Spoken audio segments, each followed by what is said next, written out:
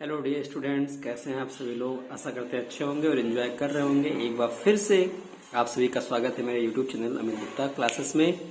और जैसा कि मैंने आप लोगों से प्रॉमिस किया था कि आप लोगों को मैं इसका जो क्लास 12th का गणित का पेपर 3 मार्च को हुआ था, उसके मैंने 2 पार्ट्स ऑलरेडी बना करके अपने यूट्यूब चैनल पर अपलोड कर दिए हैं। और जिन बच्चों का पेपर मैथ्स का हो गया है और जो यूपी बोर्ड के बच्चे हैं वो अपना आंसर, जिनका कोड 324 IZ है, ठीक है, वो इसको मैच कर सकते हैं।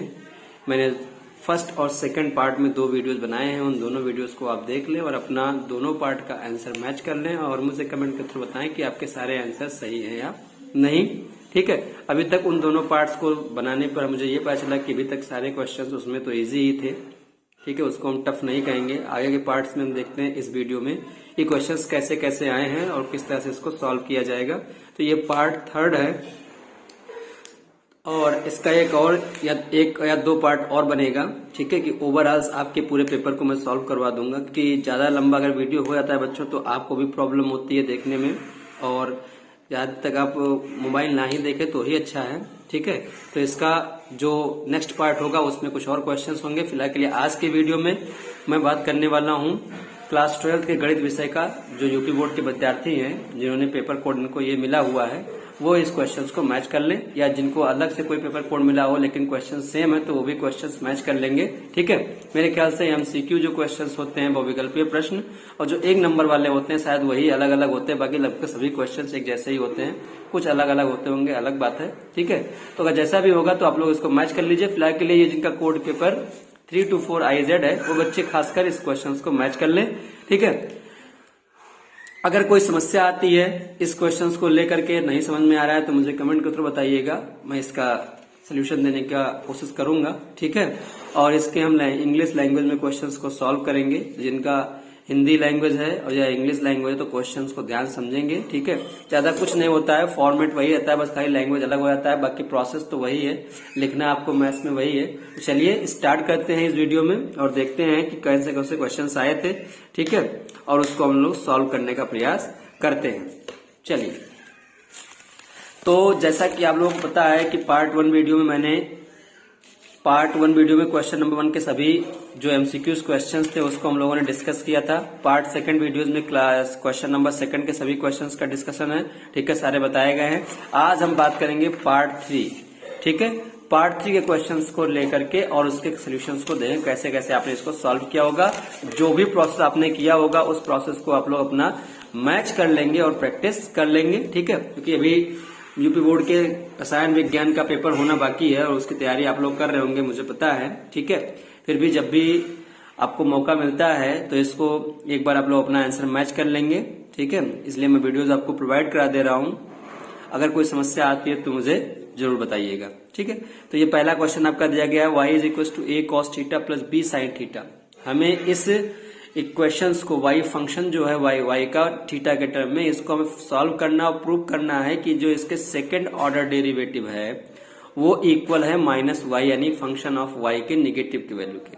ठीक है, तो इसके जब कोई d2y/dx² होता है तो इसका मतलब होता है ये द्विकोटि की अवकल समीकरण बोलते हैं इसको हिंदी में। ठीक है, 2 कोटि का अवकल समीकरण। ठीक है, या हम कह सकते हैं सेकंड ऑर्डर डेरिवेटिव सही है। ठीक है, इंग्लिश में ज्यादा अच्छा है। तो इसको हम लोग सॉल्व करते हैं। 2 नंबर का क्वेश्चन है, कैसे इसको आप सॉल्व करेंगे देखिए।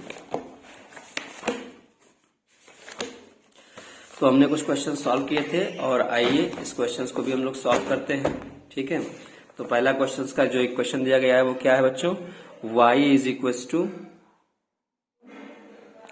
a cos theta plus b sin theta. ठीक है, और प्रूव क्या करना है आपको, प्रूव करना है d2y/dx² = -y। ये क्वेश्चन थर्ड का ए है। ठीक है, इस थर्ड का ए क्वेश्चन है, तो इसको आप लोग मैच कर लीजिएगा। ठीक है, अब इसको कैसे आप सॉल्व करेंगे, तो आपको पता है कि डेरिवेटिव में जब भी थीटा यहाँ पर है कि थीटा के टर्म वैल्यू दिया गया, तो इस तरह के क्वेश्चन बहुत आसान होते हैं। ये आपका अवकल समीकरण आप लोगों ने पढ़ा होगा, तो उसके संबंधित क्वेश्चन है, ये प्रश्न है, तो इसको बहुत आसानी से किया सकता है। y का हमेशा जब डी थीटा के रेस्पेक्ट में आप डेरिवेटिव करेंगे तो ये बन जाएगा dy बाई डी थीटा। ठीक है, तो पहली बार जब इसका आप करोगे तो differentiate with respect to x। ठीक है, अगर हिंदी में बात करें तो कहेंगे कि x के सापेक्ष में y फलन का अवकलन करने पर। ठीक है, तो इसको कह सकते हैं, तो ये बन जाएगा dy by D X is equal to, अच्छा थीटा के टर्म में तो डी थीटा बन जाएगा। ठीक है, तो dy by D theta is equal to, अब यहां पर देखिए इसमें भी दो फंक्शन है, एक a और एक cos थीटा, प्लस यहां भी दो फंक्शन है।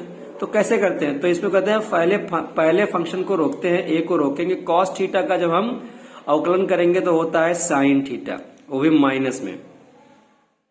ठीक है, प्लस अगर हम sin थीटा को cos थीटा को रोकते हैं तो पता है कि कोई भी कांस्टेंट वैल्यू जो होता है, अचर राशि जो होती है, उसका हमेशा अवकलन जो होता है वो 0 होता है, तो इनटू 0। ठीक है, प्लस ऐसे इसको भी कर लो, तो b को आप रोकोगे, sin थीटा का डिफरेंशिएशन होता है cos थीटा, और प्लस जब sin थीटा को रोकोगे तो b का जो डिफरेंशिएशन होता है वो 0 होता है। तो इस तरह से ये वैल्यू आ जाएगा, वो dy by D theta equal minus a sin theta, और ये पूरा 0 हो गया खत्म, इधर पूरा ये 0 खत्म, तो बचा गया आपका b cos थीटा। तो ये तो आ गया पहला एक dy बाई डी थीटा। लेकिन हमें क्या प्रूव करना है, हमें d2y by D square theta का स्क्वायर बराबर माइनस वाई। तो एक बार इसका और समीकरण का अवकलन करेंगे, तो again derivative with respect to x करिए, तो ये आपका आ जाएगा d2y upon D x square, और ये माइनस a को माइनस बाहर ले लीजिए, a को रोकेंगे, साइन थीटा का जब करेंगे डिफरेंशिएशन तो cos theta, plus sine theta रोकेंगे, जब a का डिफरेंशिएशन करेंगे तो वो 0 हो जाएगा। ठीक है, ये माइनस से था इसलिए इतना ब्रैकेट लगा दिया, प्लस इसको सॉल्व करेंगे तो b रोकेंगे, cos थीटा का होता है माइनस साइन थीटा, फिर प्लस cos थीटा रोकेंगे, b का होता है 0। ठीक है, अब इसको सॉल्व करेंगे तो d2y by D x square, ये आ जाएगा, ये पूरा तो 0 हो गया। ठीक है, ये पूरा 0, लेकिन ये बच जाएगा आपका माइनस a cos थीटा, और प्लस ये पूरा आपका आ जाएगा माइनस b sin थीटा, और ये तो वैल्यू 0 हो ही गई। तो यहां से क्या करेंगे आप, माइनस कॉमन ले लीजिए, माइनस कॉमन ले लीजिए, तो यहां क्या आ जाएगा, माइनस कॉमन लेंगे तो बन जाएगा a cos theta plus b sin theta. ठीक है, आशा करते हैं आप लोगों ने ये प्रोसेस अप्लाई किया होगा। अब अगर ये देखें तो ये पूरा जो फंक्शन है ये किसके इक्वल है, ये आपका देखिए, आपका क्वेश्चन किसमें दिया, y इज इक्वल टू, तो यही तो आपका लिखा हुआ है ये चीज, तो इसकी जगह पे y रख दीजिए। तो क्या प्रूव करना था आपको, d2y बाई डी थीटा का स्क्वायर बराबर माइनस, और ये पूरा फंक्शन y था तो इंटू y, और यही हमको क्या करना था, 2 नंबर आपको इस क्वेश्चन पे ऐसे ही मिल जाते हैं। ठीक है, अगले क्वेश्चन की इसमें बात करते हैं।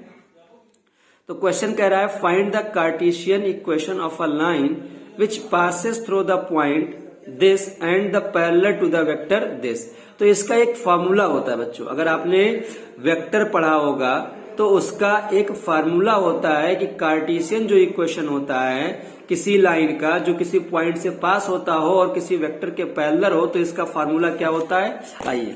ठीक है, मान लीजिए आपके पास कोई भी कार्टेशियन इक्वेशन आपको निकालना है, और कोई भी एक पॉइंट दिया है a, x1, y1, z1। ठीक है, और ये इससे कोई भी कार्टेशियन इक्वेशन का जो लाइन है वो इस पॉइंट से पास होता है, और किसी पैरेलल है किसी वेक्टर, मान लो कोई वेक्टर है A I plus B J plus Z C K cap के, इस वेक्टर के पैरेलल है। ठीक है, तो इसका इक्वेशन जो होता है कार्टेशियन इक्वेशन का, तो कार्टेशियन इक्वेशन जो हो जाएगा,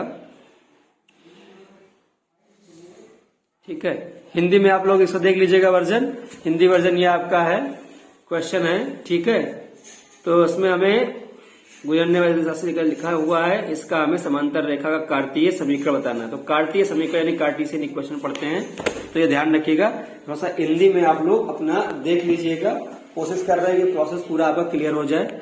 तो कार्टेशियन इक्वेशन क्या होता है बच्चों, ये होता है x minus x1 upon a बराबर y minus y1 upon b is equal to z minus z1 upon C. ठीक है, तो इसी पर ये कंपेयर करा दो इक्वेशन आपका। तो ए पहले x1 x2 क्या दिया, देखो यहाँ x1 दिया है 3, x2 दिया है -2, x5 दिया है आपका -5, y z1। ठीक है, x1 3 है, y1 -2 है, z1 -5 है, और यहां से a की वैल्यू 3 है, b की वैल्यू 2 है और c की वैल्यू -2। तो उठा के वैल्यू यहाँ पुट कर दो। ठीक है, यहाँ आपका दिया हुआ है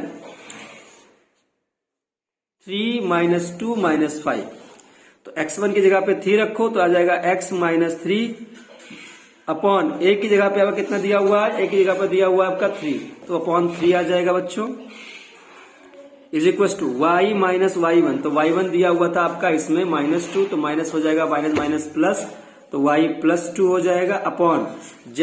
b की वैल्यू यहाँ दिया है +2, वेक्टर में देखेंगे तो यहाँ आ जाएगा 2 is equal to z minus z1, तो माइनस z की वैल्यू दी हुई है -5, तो ये हो जाएगा माइनस +5 और अपॉन c की वैल्यू आपको दी हुई है यहाँ पर -2, तो ये आपका आ जाएगा -2, और यही आपका क्या हो गया, कार्टेशियन यानी कार्तीय तल का इक्वेशन हो गया, समीकरण हो गया। बात समझ में आ गया? तो ये आपका आंसर आएगा। सिर्फ ये फॉर्मूला आपको लिखना था, यहाँ आप लिख देते। चूंकि हम जानते हैं कि कार्तीय समीकरण किसकी रेखा किसी भी बिंदु x1, y1, z1 से गुजरती है, और जो किसी भी अदिश वेक्टर के यानी अदिश के समानांतर होती है, तो उसका कार्तीय तल का जो समीकरण होता है वो ये होता है। ठीक, तो ये आपका आंसर आ जाएगा। क्लियर है? तो ये आपका ध्यान दीजिएगा, इस क्वेश्चन को आप लोग सॉल्व कर लिए होंगे और आसान रहा होगा। ठीक है, आइए अगला क्वेश्चन देख लेते हैं। थोड़ा सा हिंदी और इंग्लिश बच्चे जो आपका लैंग्वेज है वो उसको आप देखिएगा। ठीक है, इंग्लिश में बता रहा हूं, आप लोग इसका हिंदी वर्जन देख लीजिएगा। अच्छा, अब अगला क्वेश्चन देखिए बच्चों। अगला क्वेश्चन जो इसमें कह रहा है वो कह रहा है कि solve the differential equation dy by dx is equal to e cos x। तो ये क्वेश्चन बहुत इंपॉर्टेंट है। ठीक है, अगर देखा जाए तो ये क्वेश्चन आपका सीबीएसई बोर्ड में कई बार आ चुका है और ये इसमें आया हुआ है, तो ये भी 2 नंबर का है। ठीक है, कैसे इसको करेंगे आइए देखते हैं। इसमें हम करेंगे इंटीग्रेशन बाय पार्ट्स। ठीक है, यानी जब 2 फलन दिए हो, 2 फंक्शन दिए होते हैं, तो उसका इंटीग्रेशन जो होता है थोड़ा सा हम इजी वे में करने का प्रयास करेंगे। और इसमें हम इंग्लिश वर्जन में जो आपका लैंग्वेज होता है उसमें आप अगर पढ़ें तो इसका जो मेथड होता है उसको बोलते हैं वेरिएबल सेपरेबल मेथड। ठीक है, तो उसी का हम यूज करेंगे। तो हमारे पास इक्वेशन दिया है dy by dx is equal to e power x cos x। ठीक है, अब इसका हमें डिफरेंशियल इक्वेशन जो अवकल समीकरण है इसको सॉल्व करना है। तो हमें इसमें इस जो अवकल समीकरण दिया गया है इसको अलग करना पड़ेगा, यानी dx को x के रेस्पेक्ट में हमको ले जाना पड़ेगा। तो यानी इसको हम जब dx को उधर ले जाएंगे तो बन जाएगा e power x cos x dx। ठीक है, अब दोनों तरफ समाकलन कर दीजिए, यानी आपका इंटीग्रेशन कर दीजिए। तो यहाँ पर इंटीग्रेशन लगा दीजिएगा। ठीक है, समाकलन का साइन इसे बोलते हैं। अब इसको सॉल्व कर लीजिए। इसका होता है y, और इसको इसमें 2 फलन है, 2 फंक्शन है, तो इसमें पहले फंक्शन को रोकिए, दूसरे फंक्शन का इंटीग्रेशन कीजिए, फिर dx माइनस फार्मूला होता है dy by dx। पहले फंक्शन को रोक लीजिए और फिर दूसरे फंक्शन का समाकलन कीजिए इंटू dx, और एक बार और इस पूरे का dx लगा दीजिए। ये होता है फार्मूला। ठीक है, तो आंसर आ जाएगा y is equal to e power x, और cos x का होता है sin x माइनस इंटीग्रेशन, यहाँ इंटीग्रेशन एक और लगा रहता है, इंटीग्रेशन इसका हो जाएगा e पावर x का differentiation e power x, cos x का इंटीग्रेशन होता है sin x, और ये हो गया dx। ठीक है, अब इसको सॉल्व करेंगे दोबारा, तो इस पूरे को फिर से सॉल्व करना पड़ेगा हमको। ठीक है, तो y इज इक्वल टू आपका देखेंगे तो e power x sine x minus, इसमें फिर फंक्शन आप रोकेंगे e पावर x को, फिर इंटीग्रेशन साइन x का, तो 2 फंक्शन यहाँ फिर मिल गए थे, और फिर माइनस फार्मूले में होता है, फिर इंटीग्रेशन, फिर पहले फंक्शन का डिफरेंशिएशन, फिर इंटीग्रेशन सेकेंड फंक्शन का, और इंटू dx और होल dx। ठीक है, तो ये कितना आ गया बच्चों, y is equal to e power x sine x minus, इसको जब ओपन करोगे तो क्या जाएगा, minus plus minus e power x, और साइन x का होता है माइनस cos x। ठीक, और फिर माइनस इंटीग्रेशन का साइन ई पावर एक्स का ई पावर एक्स ही होता है और साइन एक्स का माइनस कॉस एक्स डीएक्स। अब इसको जब सॉल्व करेंगे बच्चों तो E power X sine X, यहां से minus minus plus E power X cos X, और ये माइनस हो जाएगा minus minus plus E power X integration E power X cos X DX. ठीक है, अगर आप इसको देखें तो कुछ आपका फंक्शन जो है वो कटना चाहिए था।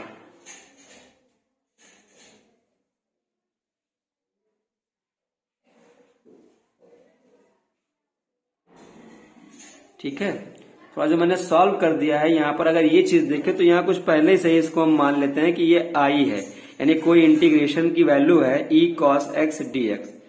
ठीक है, तो इस फॉर्म में आपको लेके चलना चाहिए था, लेकिन मैंने डायरेक्टली जब कर दिया है थोड़ा सा हमको प्रॉब्लम आ गई कि हम इसको कैसे सॉल्व करें।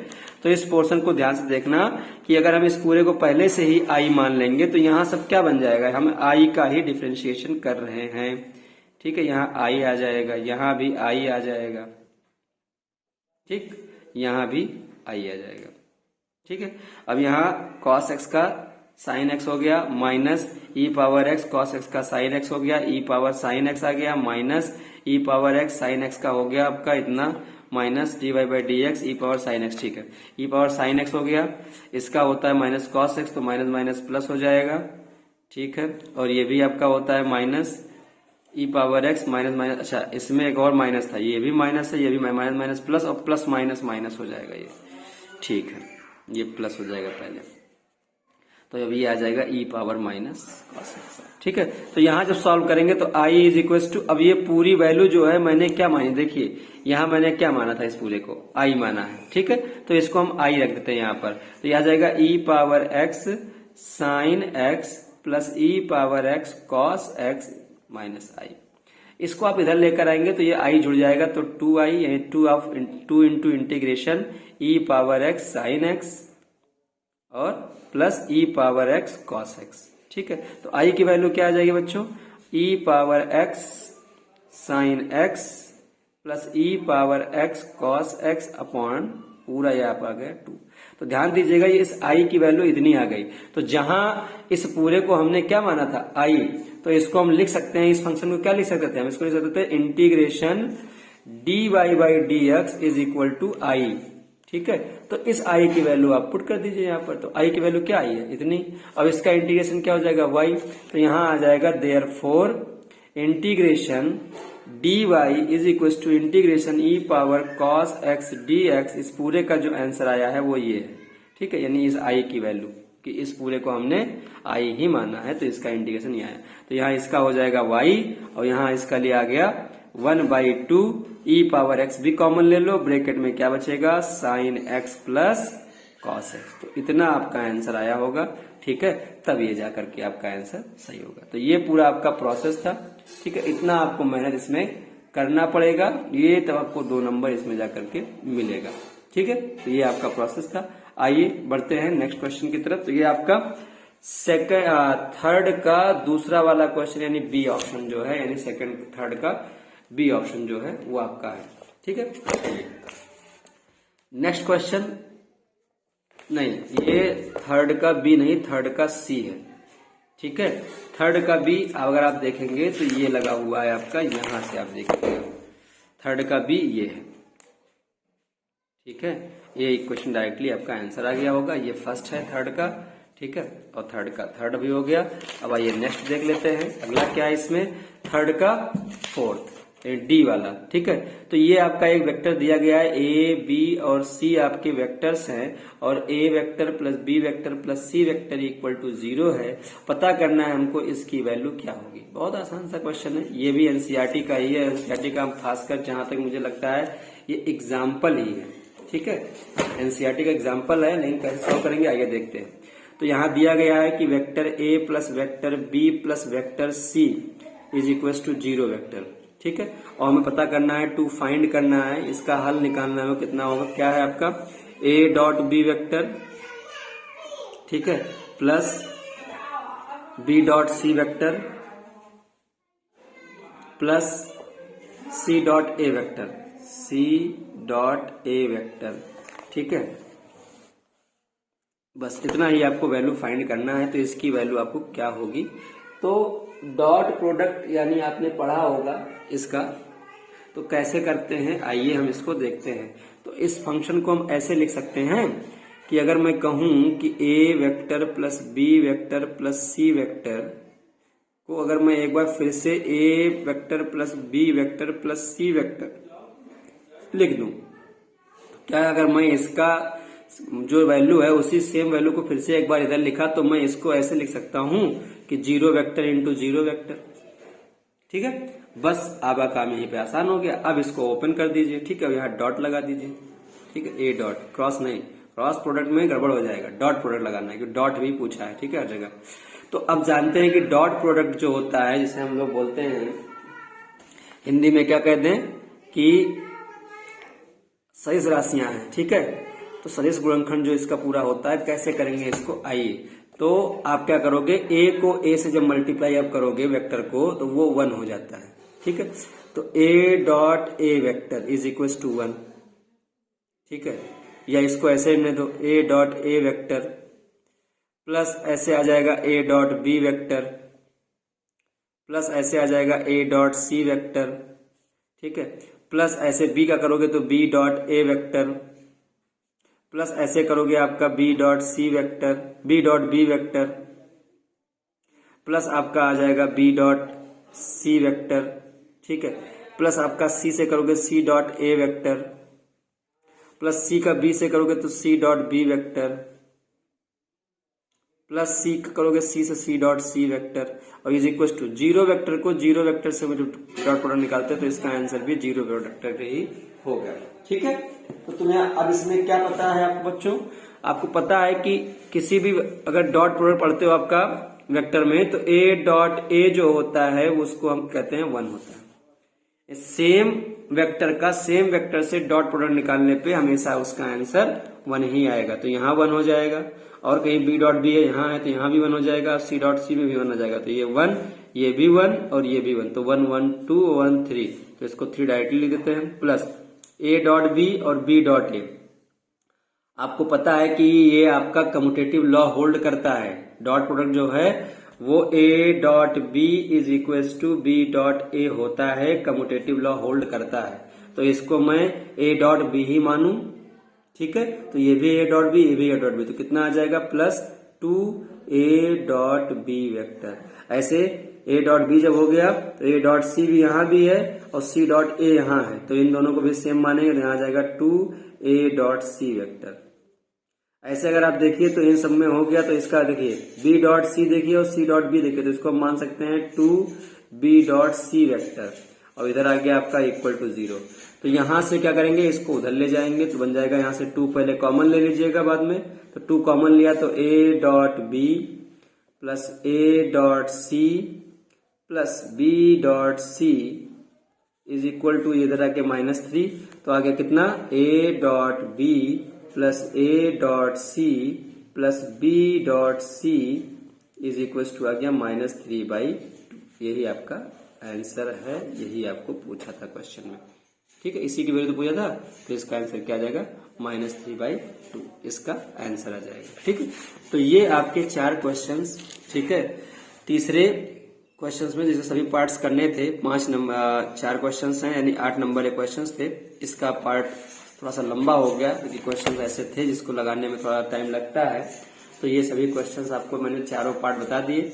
अब अगर आपको लगता है इसमें कोई भी समस्या है, इसका चारों क्वेश्चंस में कहीं पर भी आपको नहीं समझ में आया है तो मुझे कमेंट के थ्रू पूछ सकते हैं। और अगर आपको समझ में आ गया है और अपने सभी आंसर मैच कर लिए हैं और बाकी पीछे के क्वेश्चंस नहीं मैच किए हैं तो इसके फर्स्ट पार्ट और सेकंड पार्ट जो अपलोड मैंने कर दिए है अपने चैनल पे उसको जरूर आप देख लीजिएगा।